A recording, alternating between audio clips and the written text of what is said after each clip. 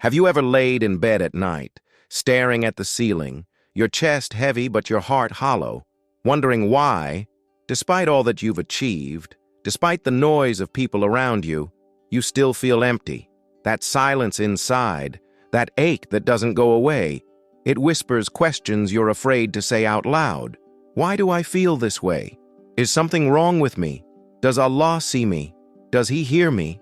The truth is, millions feel this same hidden emptiness, but only a few discover the secret that has been there all along.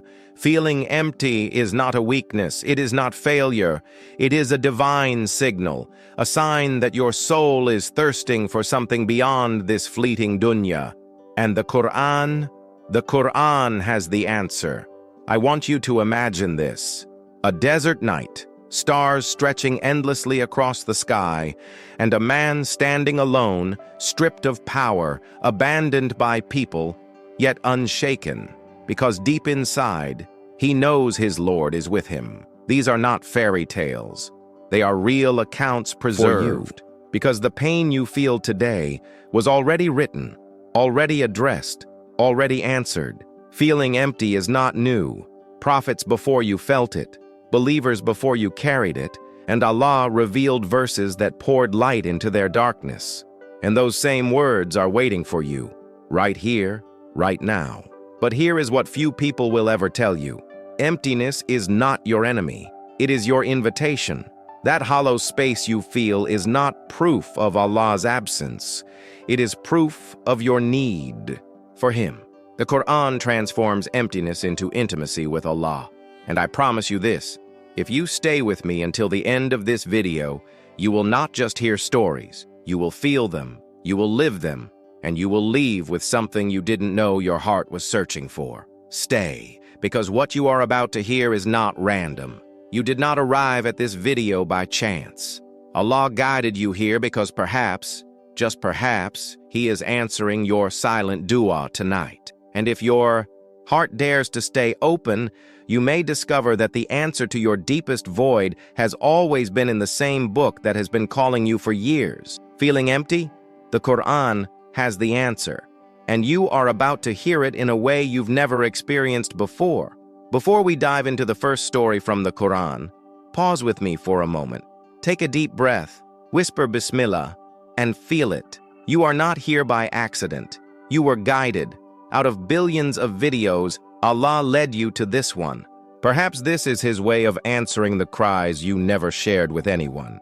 Maybe tonight is the night when the Qur'an speaks directly into your emptiness. I want you to treat this moment as sacred. Every second you spend here is an act of worship. Every reflection you allow into your heart is a form of remembrance, and every interaction with this message can become sadaqah jariyah. When you leave a comment, don't see it as just typing words on a screen. See it as a declaration of faith, a way of saying publicly, yes, I trust in Allah. Yes, I want His mercy. Yes, I am not giving up. That's not just engagement. That's dawah. That's planting seeds of hope for others who read your words. And if this message is already stirring something in you, if it is brushing against the wounds you've been hiding, then let your like on this video be more than a click. Let it be your sadaqah, a simple act that carries on as reward every time someone else finds healing through this message. Imagine your like as a lantern placed on a dark road, guiding someone who feels lost and forgotten. And don't watch this alone. Join this community. Subscribe, not just because of algorithms, but because your soul needs a place where the Qur'an is not just recited, but lived, where emptiness is not shamed, but understood, where you are reminded that you are not alone, and that together we walk toward Allah. Here, you belong. So breathe again. Tell yourself, perhaps Allah is speaking to me tonight. Stay with me, because what comes next will shake you. It will show you how the Qur'an met the deepest emptiness of prophets and turned it into strength. And if Allah did that for them, He can do it for you. But there is a verse, a secret, a revelation you must hear before you leave this video. And when you hear it, everything about your emptiness will make sense. Picture a boy, young, fragile, barely stepping into life, yet already abandoned by those meant to protect him. His own brothers, the Bo, ones who should have been his shield, plotted against him and hurled him into the darkness of a well. The walls were cold, the water beneath him deep, the silence around him terrifying. Yusuf lay there, not knowing whether the next sound would be the footsteps of a stranger or the echo of death approaching. Alone, forsaken, invisible in the shadows of that pit, his heart still clung to one truth. He was not truly alone. This is the raw ache of loneliness, and the Quran tells us it has an answer. Allah revealed His words through the story of Yusuf, so that you, sitting with your own emptiness tonight, can see yourself in that well and know the same presence that comforted him is with you too. How many times have you felt the sting of abandonment? Maybe not by brothers, but by friends who vanished when you needed them most, or family who never understood you, or relationships that collapsed leaving you gasping for air. The ache is the same. You sit in crowded rooms but feel invisible. Conversations flow around you, but none pierce the silence in your chest. Loneliness is one of the heaviest burdens a soul can carry, and it tricks you into believing that even Allah has turned away. Yet this is the lie of despair. For just as Yusuf whispered into the suffocating dark, "Indeed, my Lord is with me. He will guide me." Quran 12:62, you too are being watched, guided, and carried in ways unseen. Society often says, time heals, or you just need to distract yourself. But have you noticed how distractions only deepen the void? Loneliness is not healed by noise, it is healed by presence. The presence of Allah that fills the hollowness and transforms isolation into intimacy. Ask yourself, when you are at your lowest, do you really believe Allah is absent, or is He pulling you closer through that emptiness? Could it be that your solitude is not punishment, but invitation? You may protest, "But I pray, I read, I try.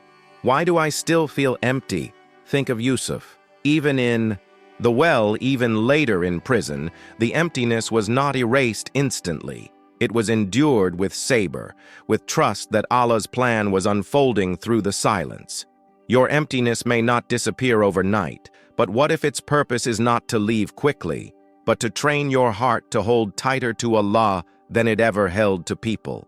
Imagine transforming your solitude into sacred moments. Dhikr whispered in the stillness, Qur'an recited into the void, tears falling onto the prayer mat where only Allah sees. This is not weakness, this is intimacy. You have a choice. You can let loneliness crush you, convincing you that you are forgotten, or you can treat it as Yusuf did, a chance to turn a pit into a sanctuary. What would happen if, instead of asking, "Why am I so alone?" you asked, "What is Allah teaching me through this?" What if your well, as dark as it feels, is the place Allah will raise you from, just as Yusuf was lifted to a destiny beyond imagination? Write in the comments, "I am never alone because Allah is with me." Let it be your act of faith, your public stand against the whisper that tells you you've been forgotten. Every word you type is not just a comment. It is resistance against despair and a reminder to others who read it that they too are held by Allah. And here comes something few ever realize. The well was not a detour. It was the beginning of Yusuf's journey to greatness. Likewise, your emptiness is not a curse. It is the soil where your strength is planted. What feels like rejection today may be the very path to your elevation tomorrow. But this is not all. There is another moment in the Quran, hidden like a jewel, that reveals how Allah meets His servants when fear of the future overwhelms them. And when you understand that, your emptiness will begin to look different, almost sacred. The waves crashed violently, the army thundered behind, and the horizon was nothing but water stretching endlessly. Musa stood at the edge of the sea, with his people trembling in fear, trapped between Pharaoh's rage and the impossible barrier of the ocean. Can you imagine that moment? Dust rising from thousands of hooves, cries of panic echoing through the camp, the taste of death in the air. Every human instinct screamed that it was over, that there was no way forward. And yet, with faith that defied logic, Musa uttered words that the Qur'an preserved forever. "Indeed, with me is my Lord. He will guide me." Qur'an 26:62. In that instant, certainty triumphed over despair, and what looked like certain destruction became the stage for one of the greatest miracles in history. Do you see yourself in this scene? Not standing by the Red Sea, but standing before the uncertainty of your own life. Fear of the future gnaws at you. Fear of not finding work, fear of losing what you've built, fear for your children, fear of sickness, fear of failure. You wake at night, heart racing, imagining scenarios that haven't even happened, yet already feel real, and the whispers grow louder. What if Allah abandons you? What if you're not strong enough? What if nothing works out? These fears are the pharaohs of your mind, chasing you relentlessly, and the unknown future stretches before you like an unbreakable sea. But here is the question that changes everything. Do you believe Allah would bring you to the edge of the sea just to drown you? Or did He bring you here so that when the waves split open, you would finally know that nothing is impossible for Him? Fear of the future is not proof of weakness in faith. It is proof that Allah is teaching you reliance. What if your anxiety is not an illness to be shamed, but a lesson written specifically for you? The Quran repeats over and over that Allah is with His servants, not watching from a distance, but guiding every step, even when the road seems blocked. You may hear people say, "Don't worry, things will work out with time." But let's be honest, time itself doesn't heal anything. Allah does. Time without Allah is just waiting in fear, but time with Allah is sabr, trust, tawakkul, and the certainty that the one who split the sea can also split open a path for your future. Ask yourself, when you're cornered by life's anxieties, do you panic like the people of Musa, or do you whisper like he did, "Indeed, my Lord is with me. He will guide me"? The application is real. Every time you feel overwhelmed by what's coming next, whether exams, job interviews, medical results, or family struggles, pause and place your hand over your chest. Say with conviction, "Hasbi Allahu wa ni'ma al-wakil." Allah is sufficient for me and He is the best disposer of affairs. Let it rise from your heart until it silences the chaos of your mind. This is not denial of reality. It is surrender to the one who controls reality. The Quran invites you to turn fear into faith, anxiety into tawakkul, panic into prayer.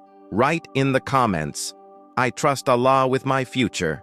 Don't just type it for yourself. Type it as an act of dawah, a public declaration that your fear will not define you, that you refuse to believe Allah would abandon you. Let others read your words and feel the courage to face their own storms. Your comment may be the rope someone clings to when their heart is drowning. And there's something else you must know. The Red Sea was not the end of Musa's story. It was only the beginning of a greater journey. What looked like the final moment of fear was, in fact, the opening of a destiny. This means your greatest fear may be the very place where Allah plants your greatest miracle. But that's not all. Hidden in another story is a truth about guilt and regret that almost no one talks about. A truth that could change the way you see every mistake you've ever made. And when you hear it, you will never look at your past the same way again. Adam opened his eyes in Jannah, the fragrance of eternal gardens filling his chest, every need already provided, every desire already satisfied. Yet with one choice, one slip, everything changed. The Quran tells us of that moment not to shame him but to mirror us. The weight of regret, the burning guilt of having betrayed the one who created us. Adam and Hawa tasted what was forbidden, and suddenly their hearts collapsed beneath shame. They covered themselves, they hid, they trembled, not because Allah abandoned them, but because they could no longer bear the pain of having wronged themselves. Their cry became the cry of every soul that has ever stumbled. Our Lord, we have wronged ourselves, and if you do not forgive us and have mercy upon us, we will surely be among the losers. Quran 7:23. That prayer is the blueprint for what you feel when guilt grips you so tightly you think you can never recover. Think of your own life, the sin you still replay in your mind, the choice that keeps you awake at night, the memory that whispers, Allah will never forgive you. Maybe it was something hidden that no one else knows, or maybe it was public and you still feel the humiliation. And yet the worst part is not even the sin itself. It is the suffocating shame that convinces you Allah's mercy has a limit. How many times have you told yourself, I will never be pure again? That thought, that lie, is heavier than the sin itself because it kills hope. Guilt can be crushing. It can make life feel meaningless. It can even make you believe emptiness is your permanent state. But the Qur'an dismantles this illusion. Adam's story proves that the weight of guilt was never meant to destroy you. It was meant to push you to tawbah. Many say, just forgive yourself and move on. But do you feel how hollow that advice is? If forgiveness depended on us, we would never escape the cage of regret. Real forgiveness comes only from Allah, and He never tires of it. The Qur'an repeats again and again that Allah is Al-Ghaffar, the ever-forgiving, the one who loves those who return, even if they return 1,000 times. So why do we hesitate? Why do we carry sins like chains when Allah is ready to break them with a single tear of repentance? Ask yourself honestly, do you believe your sin is greater than Allah's mercy? If not, then why live as if you are unforgivable? Repentance is not just words, it is a shift in identity. It is choosing to believe that your mistakes are not who you are. It is crying as Adam cried, admitting weakness, and trusting that Allah's door is never closed. Imagine if you could look at your past not as a curse, but as the very path that led you back to Him. What if your worst moment was secretly your greatest gift, because it pushed you into sajda with a broken heart? This is the power of guilt when surrendered to Allah. It transforms humiliation into humility, regret into renewal, and sin into sincerity. Write in the comments, Allah's mercy is greater than my sins. Let this be your shield against Shaitan, who wants you to drown in shame. Declare it publicly, not just for yourself, but as a testimony that you refuse to believe despair. Let others read your words, and remember that no matter how heavy their sins feel, the door of Tawbah is wide open. And if this message touched your heart, let your like be your sadaqah, your way of spreading the reminder to others. Each like is light, guiding someone who thinks their sins are beyond forgiveness. And if you know someone crushed by regret, share this message with them, because maybe Allah will use you as the reason they turn back to Him. But here is the reviravolta that many never expect. Adam's fall was not the end. It was the beginning of his mission on earth. His sin did not disqualify him. It prepared him. What you thought disqualified you might be what equips you for your destiny. The mistake you cannot forgive yourself for may be the very wound Allah will heal others through. But that's not the only hidden truth. There is another story in the Qur'an of a man swallowed by layers of darkness who discovered that despair itself can become a prayer. And when you hear what he said in that moment, everything you thought about hopelessness will change. Darkness upon darkness, no stars above, no ground below, only the crushing silence of the deep. Yunus found himself swallowed by a whale, trapped in a belly where no light could pierce, no air could comfort, and no hand could rescue. Imagine the suffocation, the panic, the certainty that this was the end. Yet it was in that place of despair that he uttered the words that echo through eternity. There is no deity except you. Exalted are you. Indeed, I have been of the wrongdoers. Quran 21:87. This cry was not just confession, it was liberation. For even in the belly of the whale, even when all doors were sealed, the door to Allah remained wide open. How many times have you felt like that, swallowed by your own darkness? Maybe not the belly of a whale, but the belly of depression, of debts, of failed relationships, of mistakes that won't let you go. You wake, and the weight is still there. You sleep, and it follows you, a heaviness you can't explain to anyone. People tell you, it will pass, just stay positive, but their words bounce off your chest like stones against steel, because deep down, you feel trapped. You wonder, is this my life forever? Has Allah abandoned me? Am I too broken for Him to rescue? These thoughts create despair, and despair is more dangerous than hardship itself. because it whispers that the mercy of Allah has expired. But the Qur'an is clear. Despair of Allah's mercy is the only real loss. Consider this. Yunus was a prophet, chosen, beloved, yet even he reached a moment of crushing hopelessness. His story exists in the Qur'an to remind you that despair is not proof of weakness. It is the battlefield where faith is proven. What if your darkest night is not punishment, but purification? What if the very place you feel trapped in is the place where Allah intends to show you His greatest mercy? The whale was not Yunus's grave. It was his womb, where he was reborn with a prayer that believers still repeat today. Could it be that what you think will destroy you is actually preparing you for your new beginning? Practical faith is simple, but not easy. When hopelessness presses against your ribs, resist the urge to drown in distractions. Instead, whisper as Yunus whispered. Even a single phrase of dhikr can slice through the layers of darkness that surround you. Try it. Place your forehead on the ground in sujud and say, La ilaha illa anta, subhanaka, inni kuntu minaz zalimin. Let your tears flow. Let your voice break. That is not weakness. That is the secret strength of believers.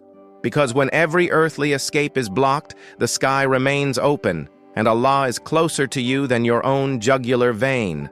Write in the comments, Allah's mercy reaches me even in the dark. Let this be your statement of defiance against despair. Let it be a beacon for someone else scrolling through, whose heart is drowning in hopelessness. When you declare it, you are not just reminding yourself, you are reminding an ummah that light exists even in the belly of the whale. And if this touched you, let your like be an act of faith, a sadaqah that travels farther than you can imagine. Share this video with someone lost in their own layers of darkness, because you may be the means Allah uses to lift them back into His light. And here is the truth many overlook. Yunus's prayer was answered not because of his status as a prophet, but because of his sincerity in that moment of brokenness. That means your prayers, uttered in the thick of your despair, carry the same potential to pierce the heavens. Your hopelessness may actually be the most fertile ground for dua. But this is not all. There is another story, one that does not take place in the belly of a whale, but in the heart of a father who lost his beloved child for years, and his patience became the ladder that carried him back to Allah. When you hear it, you will realize that even grief can be turned into worship, and that the pain of loss holds secrets of hope that most people never see. He had lost his beloved son, the apple of his eye, not to death, but to betrayal. Yusuf was taken from Yaqub not by accident, not by illness, but by the cruelty of his own brothers. They returned with a shirt stained in false blood, and the Qur'an captures that moment when grief tore through the father's heart. So patience is most fitting, and Allah is the one sought for help against that which you describe. Qur'an 12:18. Imagine the pain of knowing your child is gone, of living each day with unanswered questions, of watching the door and hoping it will open with the face you miss the most. Years passed, but Yaqub never gave up hope, even as his eyes turned white from weeping. He carried sorrow so deep that it could have destroyed him, but instead, he transformed it into worship. Loss is one of the heaviest weights we carry, isn't it? Maybe you know this pain. The death of someone who gave meaning to your life, the end of a marriage you thought would last forever, the shattering of a dream you nurtured since childhood. People tell you, be strong, move on, life goes on, but those words feel like daggers, because how can you move on when a part of your heart was buried with them? How do you carry emptiness that never fills? The truth is, time does not heal all wounds, Allah does. Without His remembrance, loss festers into bitterness. With His remembrance, grief becomes sabr, and sabr becomes light. Yaqub's story teaches us that patience is not passive waiting. It is active surrender. He cried until he lost his sight, yet he never accused Allah of injustice. Instead, he whispered his sorrow to the only one who could bear it. And here lies the hidden wisdom. Grief is not a sign of weak faith. It is a sign that you loved deeply. and Allah created your heart to love. But when love becomes unbearable pain, only turning that ache toward Him can keep you whole. Have you ever wondered why the Qur'an records Yaqub's tears so vividly? Because Allah wants you to know that your tears are not wasted. Every drop that falls for His sake is written as worship. The application for you is this: when loss threatens to suffocate you, don't suppress it. Channel it. Cry in sujud, whisper your pain into dua. Tell Allah what you cannot tell anyone else. And then, like Yaqub, choose patience. Not the patience of silence, but the patience of trust. Tell your heart, this pain is heavy, but my Lord is heavier than my pain. He sees me, He carries me. He will reunite me with what I have lost in the way that is best. Imagine standing on the day of judgment, reunited with those you wept for, and realizing that every moment of sabr was a rope that pulled you to that meeting. Write in the comments, I entrust my losses to Allah. Let this be your public act of faith, your declaration that grief will not break you but will instead bring you closer to your Creator. By commenting, you remind your own soul that patience is not weakness. It is strength rooted in tawakkul. Let your words encourage someone else who is silently carrying a wound they can't speak of. Your comment may be the reminder they need to turn their tears into prayer. But here's the part most people miss. Yaqub's years of sorrow did not end in endless darkness. Allah reunited him with Yusuf in this dunya, proving that His mercy not only heals, but surprises. What if the very thing you thought you lost forever is part of Allah's plan to return to you in a better form? What if your patience today is the bridge to joy you cannot yet imagine? Loss is not the end of your story. It may be the beginning of your greatest testimony. And yet, this is not the only lesson.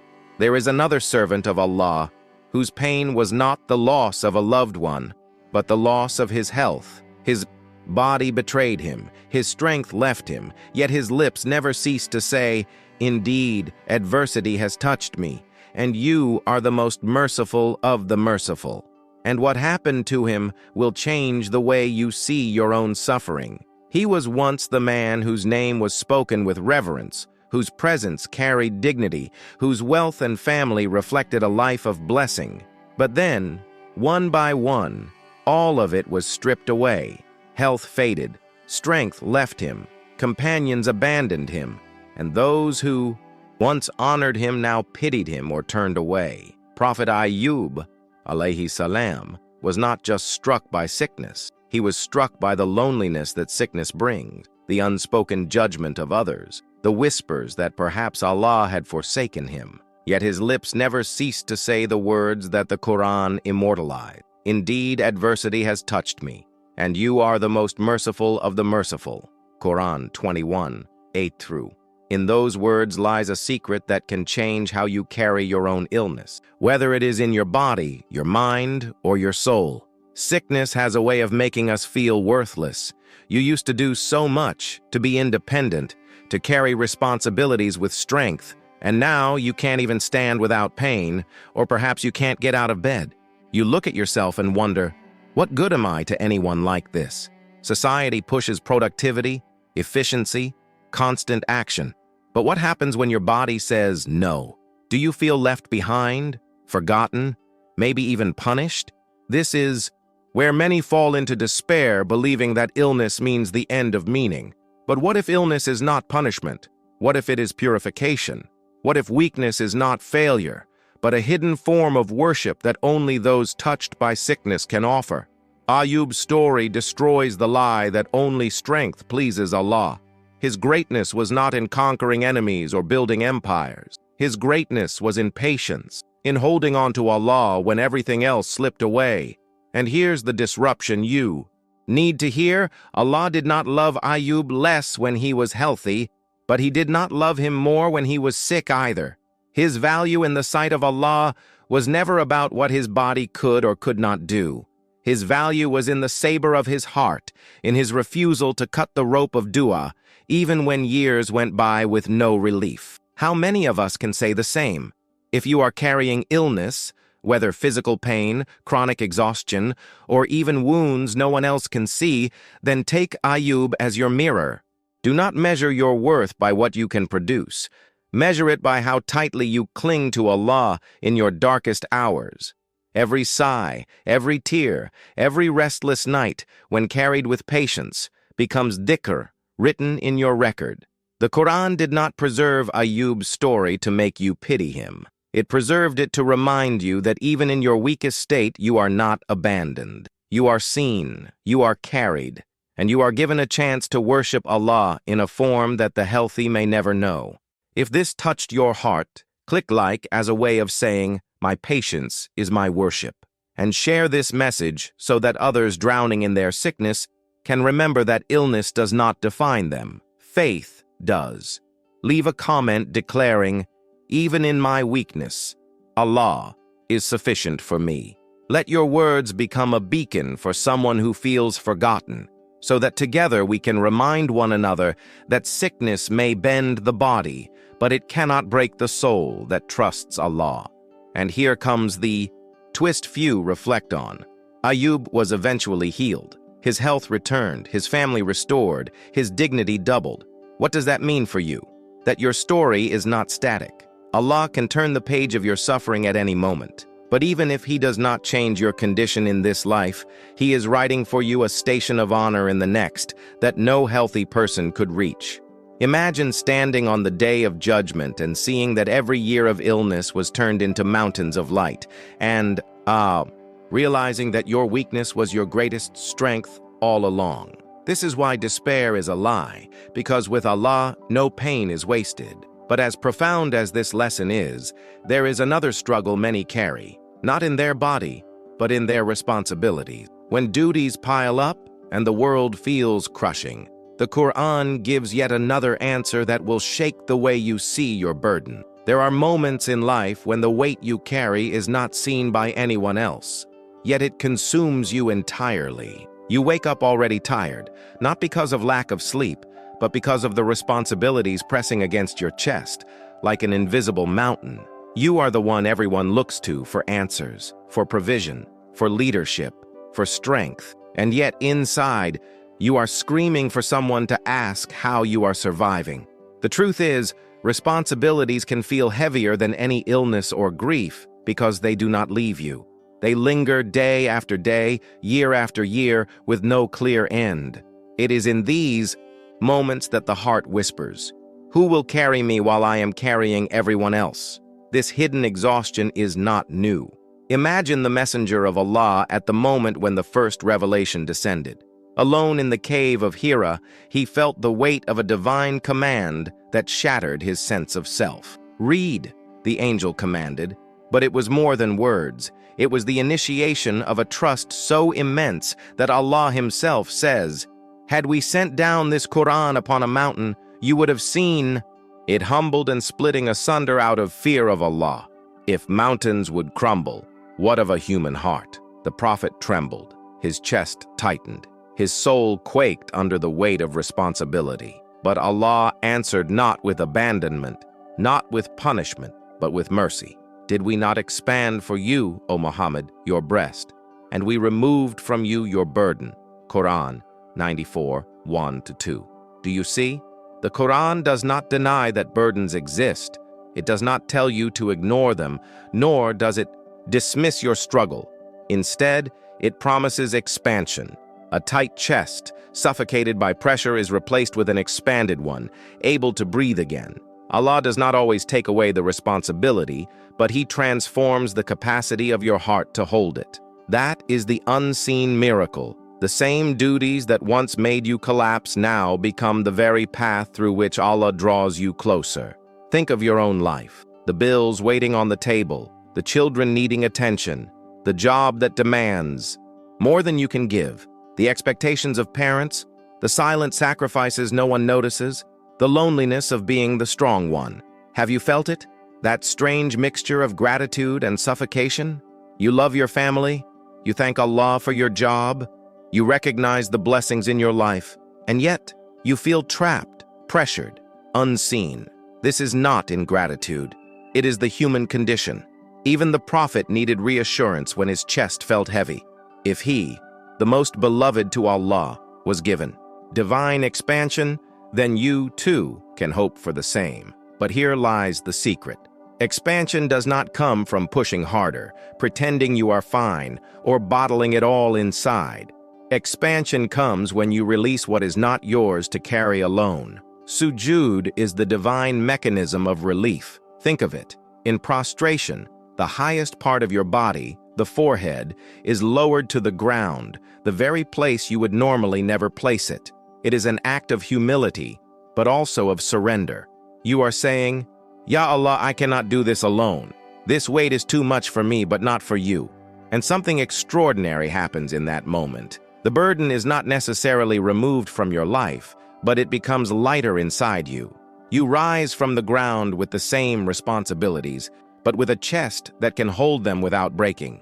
This is why people who pray sincerely can endure what others cannot. It is not that their lives are easier, it is that their hearts are expanded. And this is why the Quran remains the answer to every form of emptiness, because it does not deny your exhaustion, it gives you the tools to transmute it. Reflect on this. Perhaps your heavy responsibilities are not a punishment, but an elevation. Maybe Allah has chosen you precisely because He knows you can transform your load into a ladder to Him. What if the very weight you complain about is the proof that Allah sees you as strong enough to carry trust? This is not a burden of destruction, it is a badge of divine confidence in you, but only if you respond with sujood and tawakkul. If you insist on carrying it alone, it will crush you. If you hand it over to Allah, it will carry you. Practical steps? Stop pretending you are superhuman. When you feel overwhelmed, elongate your sujood. Whisper every detail into the ground. Name your worries, your debts, your deadlines, your fears, and leave them at the feet of Allah. Let your tears soak into the carpet. There is no shame in crying during prayer. Every tear is a testimony that you trust Allah enough to reveal your vulnerability to Him. This is not weakness. This is the essence of faith. And let me ask you, do you really believe that strength means silence? That to be respected, you must hide your exhaustion and pretend to be invincible? Or is true strength found in admitting your limits and turning them into a bridge to Allah? This is the uncomfortable question, the polarizing one. Will you continue to carry your burdens as if you are godlike, or will you hand them to the only one who actually is? Leave a comment saying, "I hand over my burdens to Allah." Let this be your public declaration of trust, not just a private whisper. Your words may inspire someone else silently breaking under expectations. And if this message resonates with you, show it by letting the world know you refuse to pretend anymore. You choose tawakkul over exhaustion. Here is the divine irony. Sometimes Allah lifts your burdens by removing them, but more often, He transforms your chest into a vessel so vast that what once suffocated you now feels light. The problem doesn't disappear, but you do not drown in it anymore. This transformation is not psychological, it is spiritual. It is the hidden mercy that only those who surrender in sujood can taste. And remember this, the Prophet, who bore the heaviest responsibilities ever placed on a human, smiled often. His companions described him as the one with the lightest presence, even while he carried the fate of humanity. How? Because his chest was expanded by Allah. Do you not see that this is what is promised to you as well? If Allah expanded His heart, He can expand yours. If Allah removed His burden, He can lighten yours. But this is not the end. The Quran has another story, one not about the crushing weight of responsibility, but about the crushing pain of slander, misjudgment, and isolation. A woman chosen by Allah carried a burden no one else could imagine, and her silence became her shield. Her story holds a truth that will silence every false voice raised against you, and when you hear it, you will never look at injustice the same way again. Imagine standing before your people with a newborn child in your arms, knowing they are waiting not to congratulate you, but to accuse you, to condemn you, to rip apart your dignity. Maryam, alayha salam, felt this moment of suffocation when she returned from isolation carrying Isa, alayhi salam. Her people hurled suspicions at her, their eyes filled with judgment, their tongues sharp with accusations. She was pure, chosen, and honored by Allah, yet in that moment she was treated as if she carried shame. How does a heart survive such false condemnation? How do you hold your identity steady when the very community that raised you turns against you? The Qur'an captures this scene with piercing clarity. So she pointed to him. They said, "How can we speak to one who is in the cradle a child?" Qur'an 19-29. Maryam did not argue. She did not defend herself with anger or words. She let silence and tawakkul speak louder than explanations. Allah made the infant Isa, alayhi salam, her witness. The very child they mocked spoke miraculously to clear her of every accusation. You may never be accused in the same way, but how many times have you felt misunderstood, mislabeled, and crushed under false assumptions? You try to live sincerely, yet people reduce you to a rumor. You search for belonging, yet others push you to the margins, questioning your worth, your choices, your place in this world. It cuts deeply because identity is fragile. And when society shatters your reflection with lies, you begin to wonder if you even know yourself. The pain is not only external, it seeps inside, and you begin to doubt your own soul. But here lies the secret that Maryam's story reveals. You do not need everyone's validation. You need only Allah's. Silence in the face of slander is not weakness. It is a shield for the heart. The one who defends you best is the one who created you. And sometimes Allah will clear your name in ways beyond imagination, like a newborn speaking truth in his cradle. The Quran is showing us that dignity does not depend on human approval. It flows from divine selection. Think about your life. Have you ever exhausted yourself trying to explain who you are, only to be met with more doubt? Have you ever felt that your silence was taken as guilt? What if you stopped chasing their understanding and started trusting Allah's plan to reveal your truth at the right time? This is not passivity. This is tawakkul, to release the burden of controlling narratives, to stop burning energy convincing people who refuse to listen, and instead, to let your life, your sincerity, and Allah's timing speak for you. Application is clear.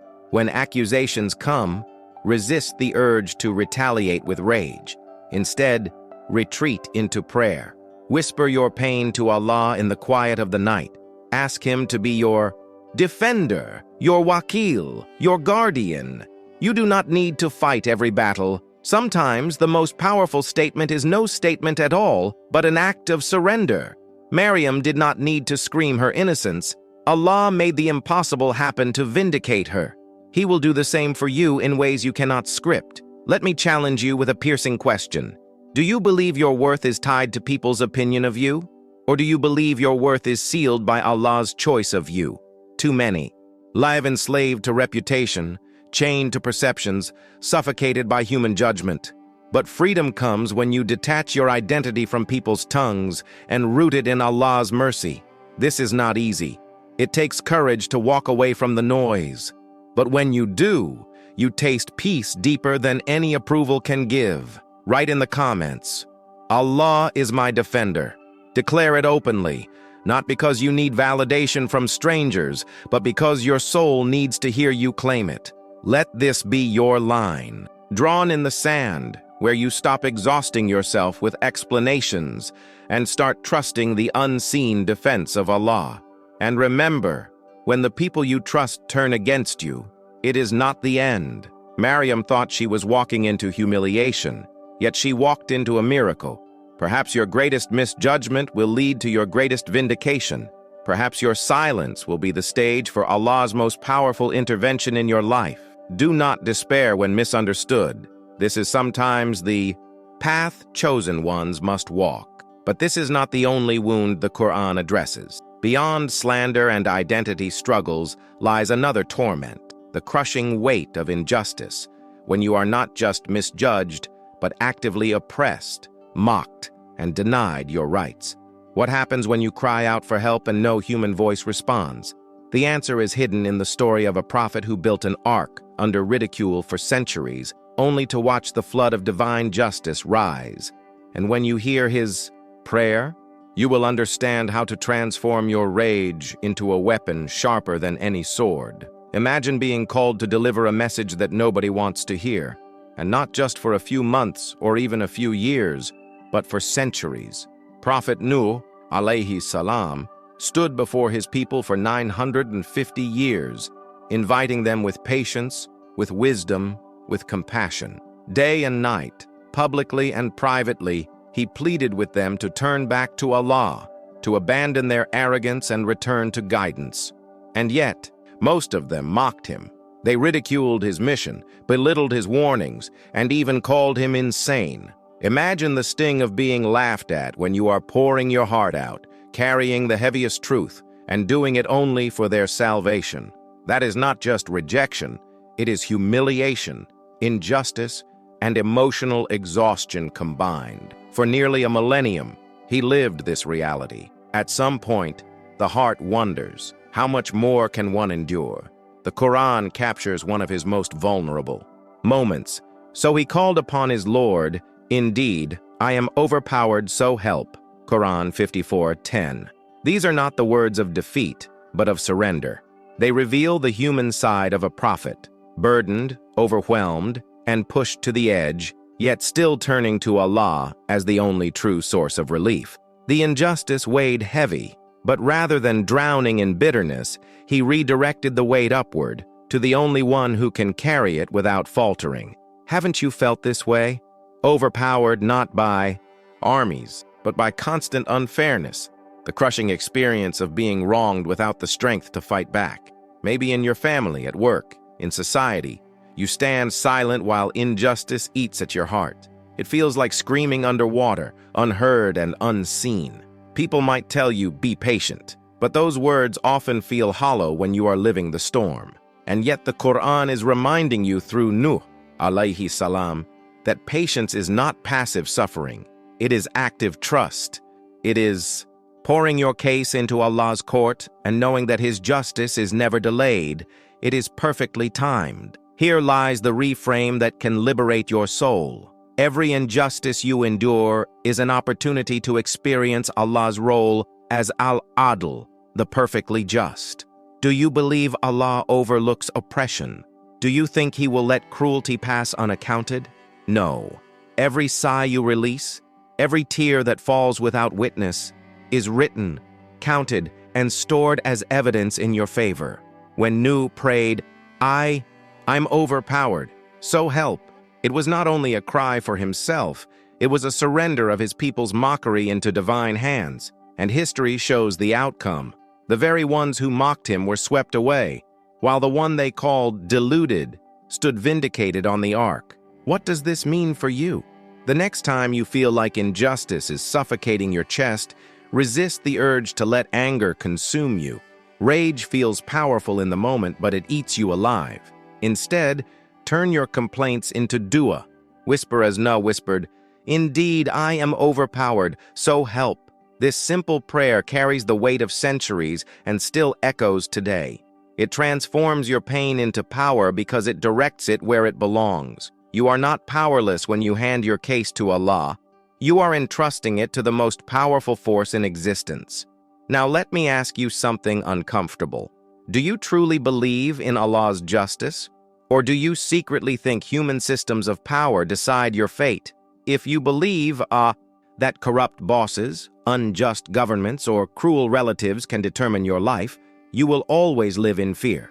But if you root your heart in the truth that Allah alone controls outcomes, you find freedom even in the middle of oppression. That is the paradox. Your chains break not when the world changes, but when your trust shifts. If this message touches your heart, click like as a testimony that you place your trust in Allah's justice, and share this video so others who are silently crushed by oppression can remember that Allah's justice is not blind, it is exact, and it is unstoppable. And in the comments, declare your stand. I trust Allah's justice. Make it public, not to be seen by people, but to train your soul to believe it. And here's the hidden layer most people ignore. Sometimes the injustice you endure is not meant to break you, but to purify you. Sometimes Allah allows oppression to carve humility, to teach resilience, to expose the false support you leaned on until you discover He was enough all along. What if your trial is not punishment but elevation? What if the very weight crushing you is polishing your heart for a rank you could never reach without it? This is where faith separates pretenders from the sincere. Anyone can say they trust Allah when life is easy. But who can whisper, "I am overpowered, so help," and still stand in hope when the storm doesn't calm right away? That is true tawakkul. So the next time you feel invisible under the weight of oppression, remember Nuh alayhi salam. Remember that centuries of mockery collapsed in an instant when Allah's command came. Justice may look delayed, but it is never denied. And sometimes, the silence of Allah is not absence. It is preparation for a justice so overwhelming that it rewrites history. Hold on.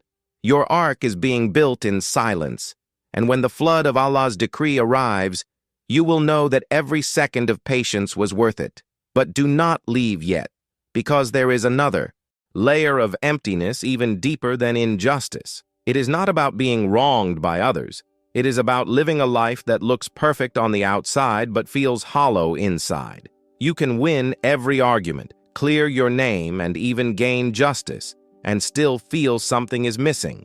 That void, that emptiness, is a different test altogether, and the Qur'an unveils its secret with words that pierce the soul. You can have everything, and yet feel nothing. That is the terrifying reality of the void that hides behind material success. People see the car you drive, the job you hold, the smile you post on social media, and they think you are living the dream. But deep down, in the quiet of the night, there is an emptiness that refuses to leave. It whispers in your chest, "Is this all there is?" You try to drown it with entertainment, with more purchases, with busyness, but it keeps returning. That hollowness is not weakness, it is not failure. It is your soul crying for what it was created for. And that is why Allah gave us a verse that is not advice, not theory, but absolute truth. Unquestionably, by the remembrance of Allah, hearts find rest. Qur'an 13:28. Notice the power of the words unquestionably. It is not up for debate, not a suggestion. It is the reality. You can try everything else, and you will still return to this conclusion. Rest only comes when the heart remembers its creator. Think about it. The prophets, who carried the heaviest burdens in human history, never looked for escape in distractions. They turned directly to Allah, and in that turning, they found peace. Prophet Muhammad, when overwhelmed by rejection and persecution, would retreat into prayer until his feet swelled. Musa, alayhi salam, when cornered at the sea, declared that Allah is with him. Maryam, alayha salam, when accused by her people, found her silence defended by Allah himself. All of them faced storms that could break any human being, yet their hearts found stability in dhikr, in remembrance, in surrender, in constant awareness of Allah's presence. And here you are, living in a world that tries to sell you peace in the form of products, entertainment, or status. But the Quran cuts through the illusion. Peace is not bought, it is given. It descends when you remember Allah sincerely. Ask yourself honestly, how often do you let your heart remember Allah outside of obligation? Salah is not a checklist, it is a lifeline. Dhikr is not just phrases on the tongue, it is oxygen for the soul. The reason so many feel lifeless even when life looks full is because they confuse stimulation with fulfillment. Endless scrolling stimulates your brain, but it does not fill your heart. Shopping fills your house, not your soul. Achievement boosts your ego, but the soul remains starved until it connects with the one who created it. Here's the shocking truth. The emptiness you are running from may actually be Allah's mercy, because if you could fill it with dunya, you would never seek Him. That hollowness is your soul's alarm, waking you up before it is too late. So instead of resenting it, treat it as a gift. It is Allah calling you back. Every time you feel that ache, let it be a trigger for dhikr. Whisper Subhanallah in the silence. Say Alhamdulillah when blessings feel routine. Declare La ilaha illa Allah, until your chest loosens. Because the Qur'an promised, not maybe, not sometimes, but always, remembrance brings rest. But let me challenge you. Do you truly believe this? Or do you still think your peace depends on circumstances? Do you tell yourself, when I get married, when I get that job, when I buy that house, then I will feel at peace? That is the greatest illusion of dunya. Because even when you achieve those things, the emptiness returns. The prophets had moments of fear, grief, and exhaustion, but they never mistook dunya as the cure. They anchored their hearts in Allah, and that is why they stood unshaken while the world collapsed around them. So what does this mean for you right now? It means you must stop outsourcing your peace to things you cannot control. Stop tying your happiness to people, achievements, or possessions. Anchor it where it belongs, in Allah. Create daily rituals of remembrance that are non-negotiable. Start your day with Qur'an, even a few verses. End your night with istighfar, even if it is whispered with tears. Let Salah be your refuge, not your burden. And when you feel the void creeping in, don't escape it, sit with it, and remember Allah until it transforms. Because here is the secret very few understand. Emptiness is not your enemy. It is the doorway to divine closeness. The most dangerous state is not feeling empty. It is feeling full of dunya and never realizing you are spiritually starving. If you are aware of your void, you are already blessed, because that awareness can push you to Allah, and only then will you taste the sweetness that no wealth, no fame, no human love can replace. So let me ask you, do you want to continue living with that restless void? Or do you want to step into the only peace that never leaves? In the comments, declare it. My heart will find rest with Allah. Let this be your public commitment, your turning point. Write it not for me, but as a testimony for yourself and for the angels who record your sincerity. And as this journey through the pains of the heart comes to a close, remember, emptiness, fear, guilt, despair, loss, sickness, responsibility, identity, injustice, all of it finds its resolution in one truth. Allah is with you.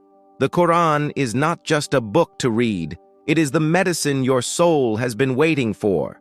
You are not weak for feeling empty.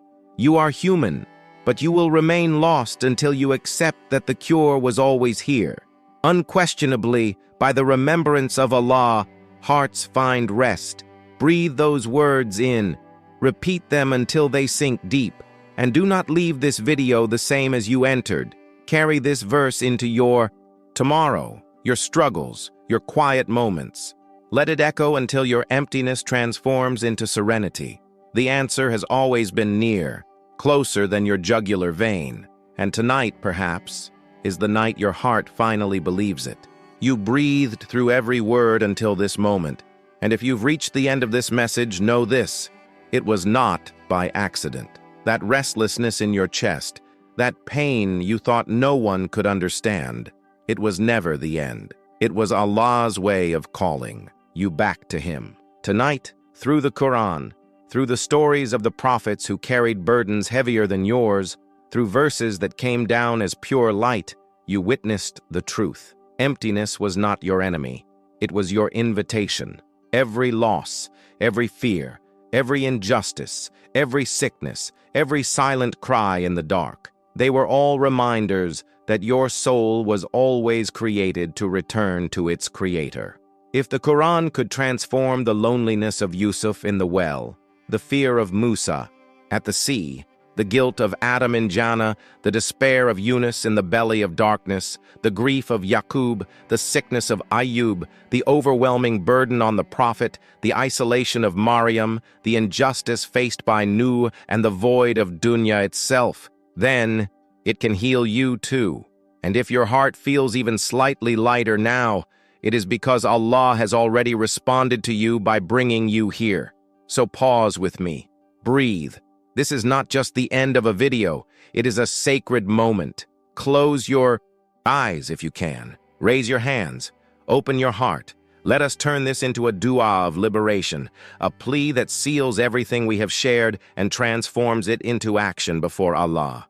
Repeat after me in your heart, and let your tears, your silence, your whispers carry you closer to Him.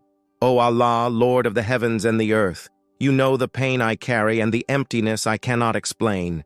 Replace my fear with trust in you. Replace my despair with hope in your mercy.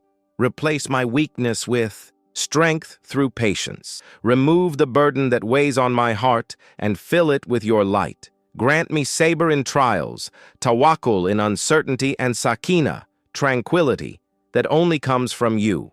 O Allah, forgive my past, guide my present, and secure my future. Do not let me leave this moment the same as I entered. Make me among those whose hearts find rest in your remembrance. Ameen. If you whispered this with me, know this. If you reached this point, it means Allah is working in your heart and already responding to your supplication. He brought you here. He let you hear His words, and He allowed your soul to breathe again. Don't let this be just another video you scroll past. Let it be your turning point. In the comments, write these words: I trust Allah. Make it your public act of faith, your testimony before the world and the angels. Share this video with someone you know is hurting, because spreading the Qur'an is not just kindness, it's sadaqah jariyah, an ongoing charity that continues even after you are gone. Subscribe, not for me, but for your own heart, so that you always have a place to return to when the emptiness comes back knocking. Here, you will find reminders, hope, and a community that walks toward Allah together. And don't leave just yet, because if this message touched you, what waits in the next video may be the very answer to a prayer you've been making in secret. You cannot afford to miss it. What is coming could change your life even more deeply than what you've just experienced. Carry this verse with you as you go. Indeed, with hardship comes ease. Quran 94:6. Let it echo inside you. Hold it as a promise, because your journey is not ending here. It is only beginning.